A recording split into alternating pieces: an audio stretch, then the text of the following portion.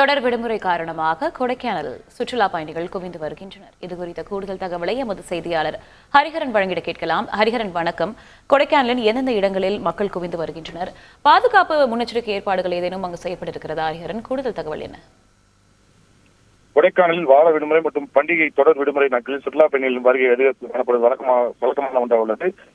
இந்நிலையில் தமிழகம் மட்டுமன்றி கேரளா, கர்நாடகா, ஆந்திரா உள்ளிட்ட பல்வேறு மாநிலங்களிலிருந்து சுற்றுலா பயணிகளின் வருகை நேற்று மாலை முதலே அதிகரித்து காணப்படுகிறது.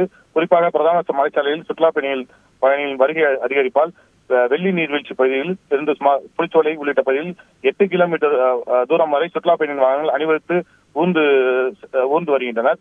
இதனால் சுற்றுலா பயணிகள் தங்கள் செல்ல வேண்டிய இடங்களுக்கு உரிய நேரத்தில் செல்ல முடியாமல் தடுத்து வருகின்றனர். மேலும் அப்சர்வேட்டரி, மூஞ்சிக்கல், ஏரிச்சாலை, தென்மனூர், சீனிவாசபுரம் உள்ளிட்ட பகுதிகளிலும் கடும் போக்குவரத்து நெரிசல் மீது காணப்படுகின்றது. இதுபோன்ற தொடர் விடுமுறை நாட்களில் கொடைக்கானல் நுழைவாயில் சோதனை சாவடி, நகர்பகுதி மற்றும் சுற்றுலா தலங்களில் கூடுதல் போக்குவரத்து காவலர்களை பணியில் அமைத்து போக்குவரத்து நெரிசலை சீர் செய்ய வேண்டும் என சுற்றுலா பயணிகள் கோரிக்கை விடுத்தனர்.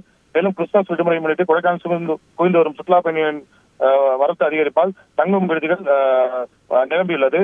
இதனால் சுற்றுலா தொழில் புரிவோர் மகிழ்ச்சி அடைந்துள்ளனர். கூடுதல் தகவலுக்கு நன்றி ஹரிஹரன். செய்திகளை உடனுக்குடன் தெரிந்து கொள்ள உடனே சப்ஸ்கிரைப் பண்ணுங்க.